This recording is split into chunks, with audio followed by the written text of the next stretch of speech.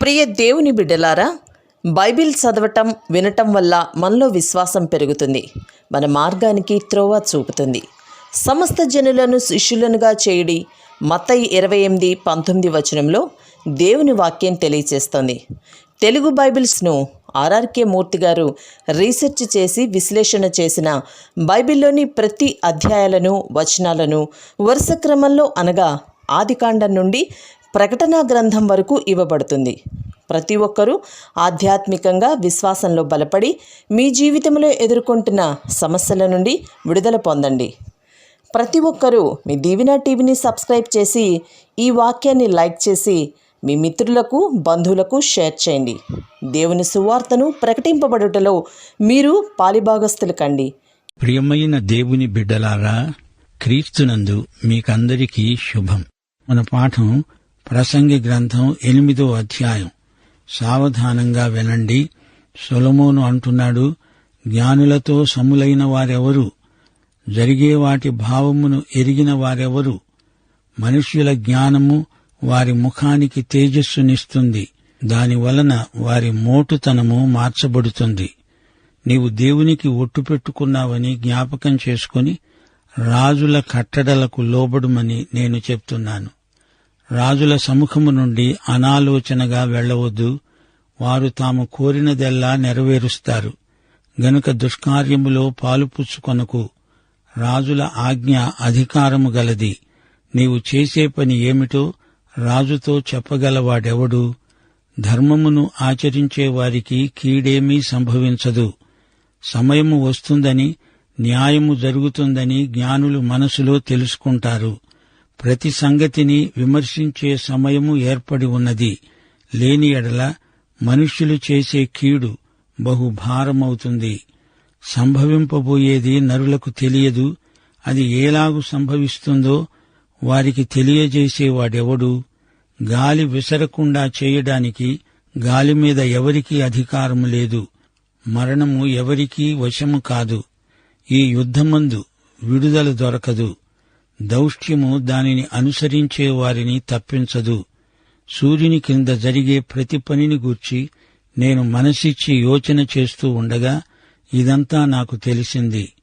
మరియు ఒకడు మరి ఒకనిపైన అధికారి అయి తనకు హాని తెచ్చుకోవడం కలదు. దేవుని బిడ్డలారా, ఈ అధ్యాయంలో మనకు కనిపిస్తున్న వ్యక్తి నులివెచ్చని స్థితిలో ఉన్నాడు. వేడిగా గాని చల్లగా గాని లేడు. మేము ఇతరులకు మేలు చేస్తున్నాము అంటారు. వాక్య ప్రకారమే బ్రతుకుతాము అంటారు. గాని వాక్యములో ఏముందో వీరికి తెలియదు.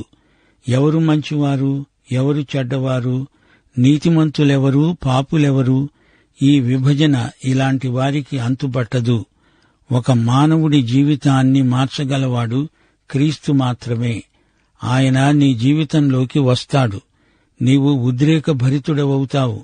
ఆనందము, శాంతి నిన్ను నింపుతాయి. జీవితం రాను రాను అర్థవంతమవుతుంది. పరిపక్వతను పుంజుకుంటుంది. నీవేమి చేస్తున్నావో ఆలోచించి మరీ చెయ్యి. అనాలోచితంగా ఏదో చేసి చిక్కులు తెచ్చిపెట్టుకోవద్దు. రాజు ఉన్నాడు అనుకోండి, అతడు తన అధికారాన్ని బట్టి, ఐశ్వర్యాన్ని బట్టి ఏదైనా చెయ్యగలడు. తాను నమ్మింది నెరవేర్చడానికి ఆటంకమేమీ ఉండదు. నీవు కూడా రాజులాగా బ్రతుకు.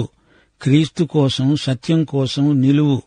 కొందరు యువకులు ఏదో విలక్షణంగా ఉండాలని, ఆ విధంగా ప్రజలను ఆకర్షించాలని చూస్తారు. మాకు స్వేచ్ఛ కావాలి, స్వతంత్రం కావాలి, నా ఇష్టం వచ్చినట్లు నేను బ్రతకగోరతాను. ఇలాంటి మనస్తత్వం తిరుగుబాటుకు దారితీస్తుంది. ఒక గుంపుగా ఏర్పడి ఒకేలాగు దుస్తులు వేసుకుంటారు. నినాదాలు చేస్తారు, ఊరేగుతారు. సమాజానికి, వ్యవస్థకు తిరుగుబాటు చేస్తారు. అలాగే కొందరు దేవునికి తిరుగుబాటు చేస్తున్నారు. తప్పిపోయిన కుమారుడు చేసిందేమిటి? తన తండ్రి అయిన దేవుని ఎదుట, పరలోకమంతటి ఎదుట పాపం చేశాడు. ప్రభు అయిన యేసుక్రీస్తు ఎదుట మోకరిల్లి ఆయన ప్రభుత్వానికి లోబడు. ఆయన నీ రక్షకుడు, ప్రభువు. ఇంతకంటే గొప్ప స్వేచ్ఛ ఏమున్నది? మనము ఒక గుంపును అనుసరించాల్సిన పని లేదు. ఆ క్రీస్తు నిన్ను స్వతంత్రుణ్ణి చేస్తాడు. యోహాను సువార్త 8:36 కుమారుడు మిమ్ములను స్వతంత్రులనుగా చేసిన ఎడల మీరు నిజముగా స్వతంత్రులే. క్రీస్తుకు బయట ఏ మానవుడికి స్వేచ్ఛ లేదు. అతడు మతానికో ఏదో ఒక ప్రత్యేక గుంపుకో బానిస అవుతాడు. దుర్వ్యసనాలకు లోనై తన మీద తనకే ఎట్టి అధికారము లేదని గుర్తిస్తాడు. మరణదినాన్ని తప్పించుకోలేడు. 10వ నుండి మరియు దుష్టులు క్రమముగా పాతిపెట్టబడి విశ్రాంతి నొందటము, న్యాయముగా నడుచుకున్నవారు పరిశుద్ధ స్థలమునకు దూరముగా కొనిపోబడి పట్టణస్థుల వలన మరువబడి ఉండడము నేను చూచాను. ఇది వ్యర్థమే. దుష్క్రియలకు తగిన శిక్ష శీఘ్రముగా కలగకపోవడము చూచి మనుష్యులు భయము విడిచి హృదయపూర్వకముగా దుష్క్రియలు చేస్తారు. ఆ పాపులు 100 మారులు దుష్క్రియలు చేసి దీర్ఘాయుష్మంతులైనను దేవుని యందు భయభక్తులు కలిగి ఆయన సన్నిధికి భయపడేవారు క్షేమముగా ఉంటారని భక్తిహీనులు దేవుని సన్నిధిలో భయపడరు గనుక వారికి క్షేమము కలగదని, వారు నీడ వంటి దీర్ఘాయుష్ను పొందరని నేనెరుగుదును. వ్యర్థమైనది మరి ఒకటి సూర్యుని కింద జరుగుతున్నది. అదేమనగా భక్తిహీనులకు జరిగినట్లుగా నీతిమంతులలో కొందరికి జరుగుతున్నది. నీతిమంతులకు జరిగినట్టుగా భక్తిహీనులలో కొందరికి జరుగుతున్నది. ఇది వ్యర్థమే. కాని నేననుకున్నాను, అన్నపానములు పుచ్చుకొని సంతోషించటం కంటే మనుష్యులకు లాభకరమైనది ఒకటి లేదు. గనుక నేను సంతోషమును పొగిడాను. బ్రతికి కష్టపడాలని దేవుడు వారికి నియమించిన కాలమంతా ఇదే వారికి తోడుగా ఉన్నది.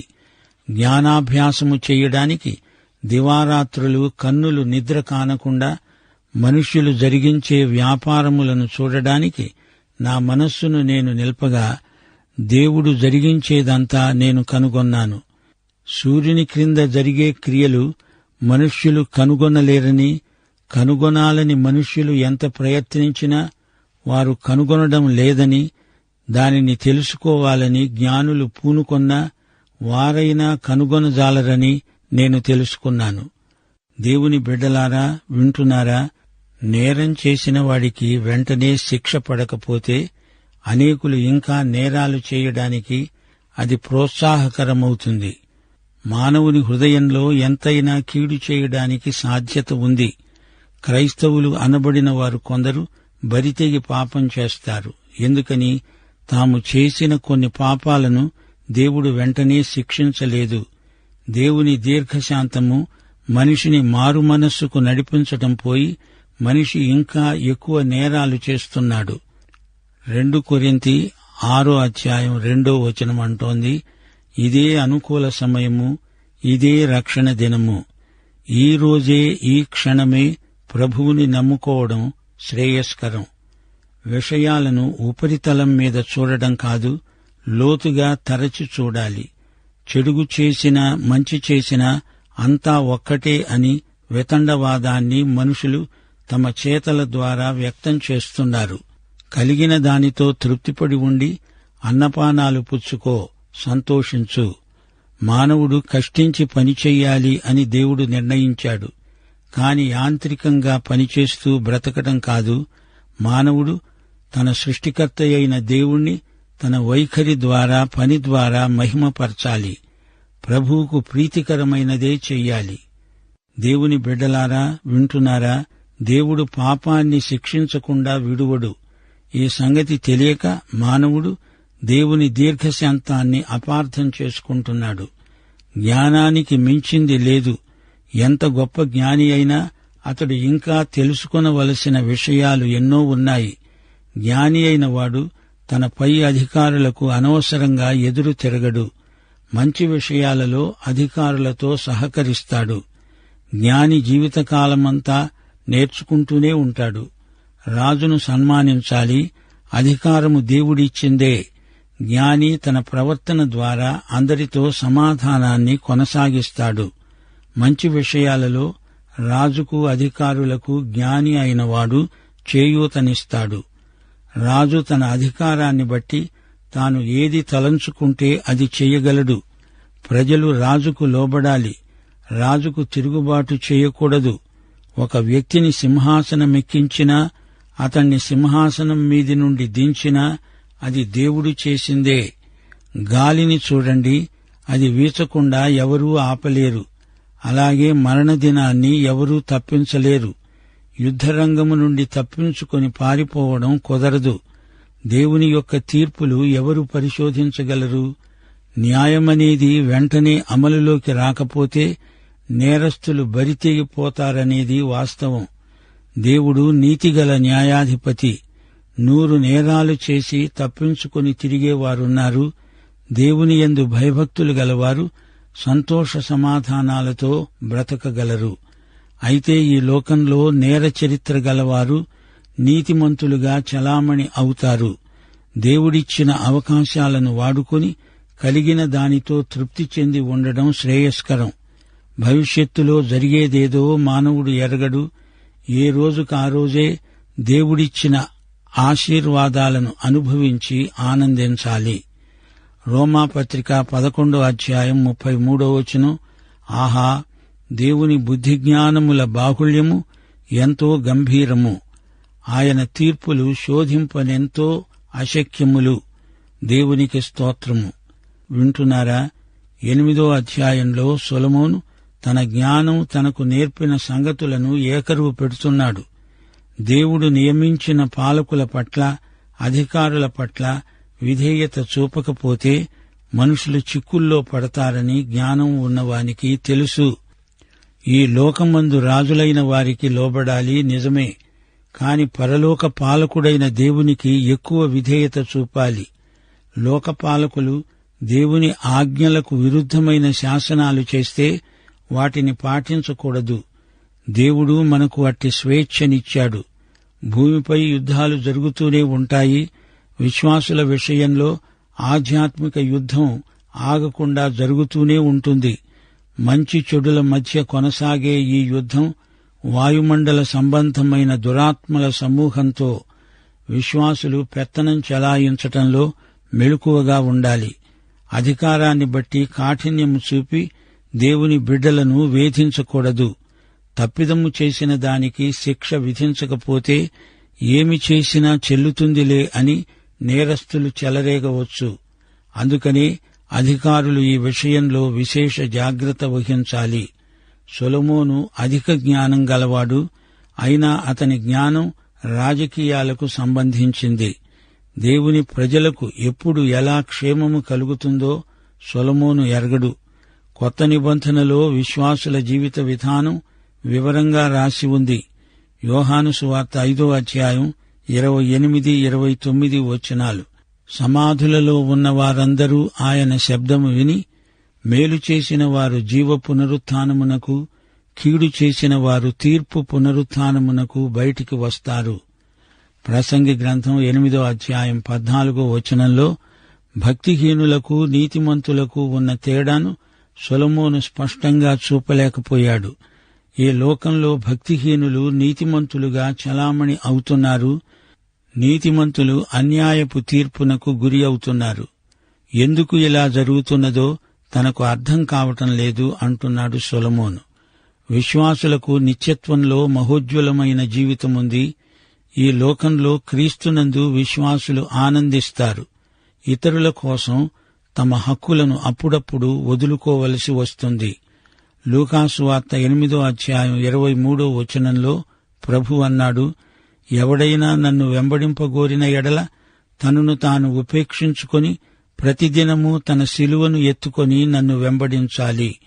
సొలొమోను పదే పదే తన అజ్ఞానాన్ని ఒప్పుకుంటున్నాడు. ద్వితీయోపదేశకాండం 29వ అధ్యాయం 29వ వచనం, రహస్యములు మన దేవుడైన యెహోవాకు చెందినవి, అయితే ఆయన బయలుపరచినవి ఎల్లప్పుడూ మనవి, మన సంతతి వారివి అవుతాయి. దేవుని బిడ్డలారా గమనించండి, దేవుడు చేసింది ఏదైనా మంచిదే, సంపూర్ణమైనదే. దేవుడు మన సృష్టికర్త. దేవుడు తన చిత్త ప్రకారమే సమస్తము నిర్వహిస్తాడు. మనము దేవునితో సరైన సంబంధం కలిగి ఉండాలని, దానిని దినదినము నిర్వహించుకోవాలని, దుర్దినములు రాకముందే దేవుని బిడ్డలమై ఆయనకు విధేయులమై ఉండాలని ప్రసంగి గ్రంథం బోధిస్తుంది. భక్తి జీవితాన్ని మనకు ఉపదేశిస్తుంది. దేవుడు లేని జీవితాలు వ్యర్థమని ప్రసంగి మరల జ్ఞాపకం చేస్తున్నాడు. దేవుడు లేని కృషి గాలిలో విత్తనాలు నాటినట్లే అంటున్నాడు. దేవుని పట్ల యథార్థంగా బ్రతికితే అందులోనే తృప్తి ఉంది. మనం చేసే ప్రతి పనిలో దేవుణ్ణి సంతోషపెట్టాలి.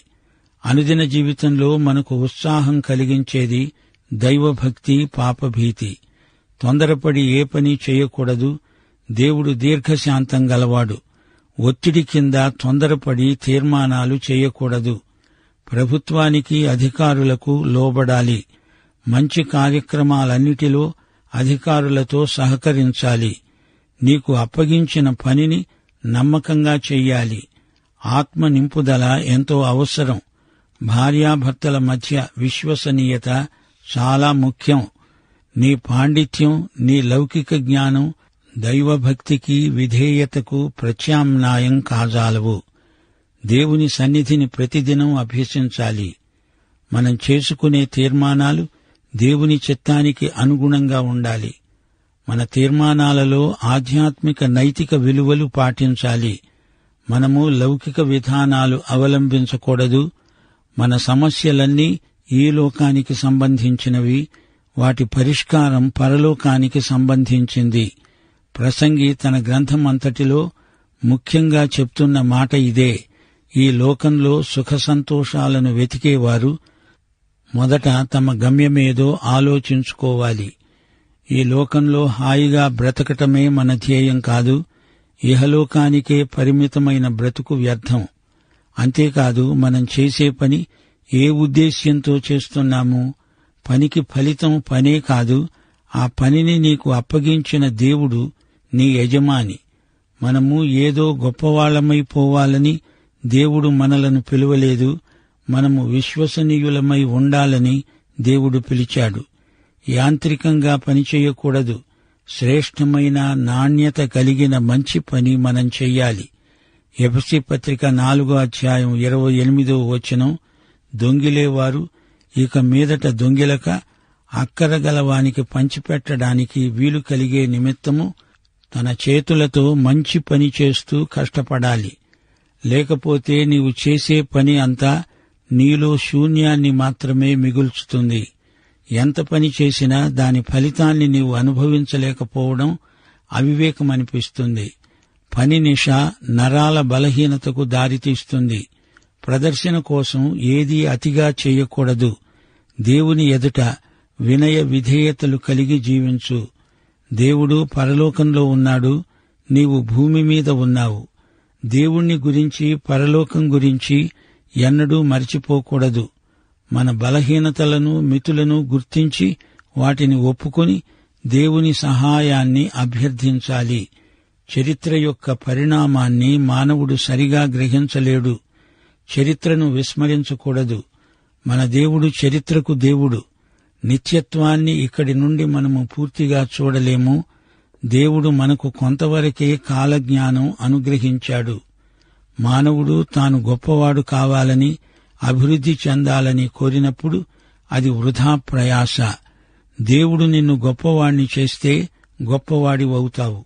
లేకపోతే నీదంతా వృథా ప్రయాస అంటున్నాడు ప్రసంగి. ఒకానొక రోజున నీ జ్ఞానమంతా మరణంతో పాటు అంతరిస్తుంది. నీ ప్రియులు చనిపోతే నీవు సంతాపం చెందుతావు. అలాంటి పరిస్థితుల్లో నీకు నీవు ఆత్మ పరీక్ష చేసుకోవడం మంచిది. మరో మాట, ప్రసంగి గ్రంథంలో గృహ నిర్వాహకత్వమును గురించి, దాతృత్వమును గురించి ఎన్నో సంగతులు చెప్పబడ్డాయి. మన విశ్వాసము, మన నీతి ఆర్థిక విషయాలలో కూడా కనపడాలి. మనము మంచి గృహ నిర్వాహకులం. మన ఆర్థిక దృక్పథం యేసు ప్రభువుదే. డబ్బు నీ సేవకుడు, అంతేకాని డబ్బు నీ దేవుడు కాదు, నీ యజమాని కాదు. ధనదేవతకు తల ఒగ్గవద్దు. నీవు ఎందుకు డబ్బు సంపాదిస్తున్నావు? ఎందుకు, దేనికోసం ఖర్చు చేస్తున్నావు? ఈ ప్రశ్నలకు నీ జవాబేమిటి? ధనం మోసం చేస్తుంది. అది దాని స్వభావం. దేవుడు మనకిచ్చిన మహిమైశ్వర్యంతో పోల్చి చూస్తే ఇహలోక ఐశ్వర్యమంతా ఎందుకు కొరగానిది అనిపిస్తుంది. దేవుడిచ్చింది లోకమిచ్చేదానికంటే ఎన్నో కోట్ల రెట్లు విలువైంది. ఈ లోకం మీద శాపం ఉంది, పరలోక సంబంధమైనదంతా ఆశీర్వాదమే. వింటున్నారా? ఈ పాఠంలో మనం నేర్చుకున్న సత్యాలు నిత్యత్వపు విలువ గలవి. మనుష్యుల జ్ఞానం వారిని నాగరికులనుగా చేస్తుంది. యిర్మీయా 27:12. ఈ లోకంలో రాజులు తమ కాడిని ప్రజల మెడ మీద పెడతారు, వారిని బానిసలుగా మారుస్తారు. కాని యేసు కాడి సులువైనది, ఆయన భారం ఎంతో తేలిక. ప్రభుత్వమైనా దేవుని ఆజ్ఞలకు విరుద్ధంగా ప్రవర్తించినప్పుడు దేవుని బిడ్డలు సహకరించరు. దేవుడు దీర్ఘశాంతము గలవాడు. లోకములో ప్రజలందరూ మారుమనస్సు పొందాలని ఆయన కనిపెట్టి చూస్తున్నాడు. దేవుని బిడ్డలారా, గమనించండి, ప్రసంగి గ్రంథంలో పాపము ఎంత హేయమైనదో తేటగా చూపబడింది. పాపం చేసేవాడు పాపానికి దాసుడవుతాడు. మనము పాపాన్ని ఖండించకుండా రాజీపడితే అది మన పట్ల శాపమవుతుంది. పాపము విషయమై ఉదాసీనంగా ఉండిపోతే మనం పాపాన్ని ప్రోత్సహించినట్లే అవుతుంది. రోమాపత్రిక 6:16 లోబడడానికి దేనికి మిమ్మును మీరు దాసులుగా అప్పగించుకుంటారో అది చావు నిమిత్తముగా పాపమునకే కాని నీతి నిమిత్తముగా విధేయతకే గాని దేనికి మీరు లోబడతారో దానికే దాసులవుతారు. మనకు క్రమశిక్షణ ఎంతైనా అవసరం. ఆలసించకుండా వెంటనే క్రమశిక్షణ అమలుపరచాలి. ఈ విషయంలో ఆలస్యం చేస్తే పరోక్షంగా చెడుగును బలపరిచిన వారమవుతాం. దేవుని బిడ్డలారా, ప్రసంగి గ్రంథంలో నాలుకను గురించి ఎన్నో హెచ్చరికలు ఇవ్వబడినాయి. మనం మాట్లాడేటప్పుడు ప్రతి మాట దేవుడు వింటున్నాడని మనం గ్రహించాలి. ఇష్టం వచ్చినట్లు మాట్లాడితే దేవుడికి అది గిట్టదు. నీ నాలుక విషయమై జాగ్రత్త. శ్రద్ధగా విను, నిదానించి మాట్లాడు, వినయశీలాన్ని అలవరుచుకో. దేవుని సన్నిధిలో మృదువుగా మాట్లాడడం అభ్యాసం చెయ్యి. నిన్ను నీవు సజీవ యాగంగా సమర్పించుకో. ఇదే ప్రసంగి గ్రంథ సందేశ సారాంశం. దేవుని బిడ్డలారా, గమనించండి, పరిస్థితులు ఎల్లప్పుడూ నీకు అనుకూలంగా ఉండవు. నీతో ఏకీభవించని వారుంటారు. పరిస్థితులు ప్రతికూలమవుతాయి. అలాంటి పరిస్థితుల్లో నీ జ్ఞానం పరీక్షకు వస్తుంది. నీ ముఖం ప్రకాశిస్తూ ఉండాలి. మోషే ముఖచర్మం ప్రకాశించింది. స్తెఫను హతసాక్షిగా చనిపోతూ ఉండగా అతని ముఖం దేవదూత ముఖంలాగా ప్రకాశించింది. నీ ముఖాన చిరునవ్వు కనపడాలి. ఎప్పుడూ ఏడుపుగొట్టు ముఖం పెట్టుకొని ఉండకూడదు. సాధ్యమైనంత వరకు అధికారానికి లోబడు. నీకు చెప్పింది చెయ్యి. ఇచ్చిన వాగ్దానాలను తప్పక నెరవేర్చాలి. ఊరికే కోప్పడొద్దు. అంటి ముట్టకుండా దూరంగా ఉండవద్దు. దేవుడు నీకు అప్పగించిన పని నమ్మకంగా చెయ్యి. చెడ్డ పనుల్లో పాలివాడై ఉండవద్దు. అపొస్తలుల కార్యములు 5:29 వారేమన్నారు? మనుష్యులకు కాదు, దేవునికే మేము లోబడాలి. దేవుని బిడ్డలారా, గమనించండి, ప్రసంగి గ్రంథం నాస్తిక వేదాంతం కాదు. లౌకికవాదిని దేవుని వైపునకు మరల్చే ప్రయత్నమే ఈ ప్రసంగ వ్యాసం. ప్రభు అయిన యేసుక్రీస్తు వారి కృప, తండ్రి అయిన దేవుని ప్రేమ, పరిశుద్ధాత్మ యొక్క అన్యోన్య సహవాసము మనకందరికీ సదాకాలము తోడై ఉండునుగాక. ఆమేన్.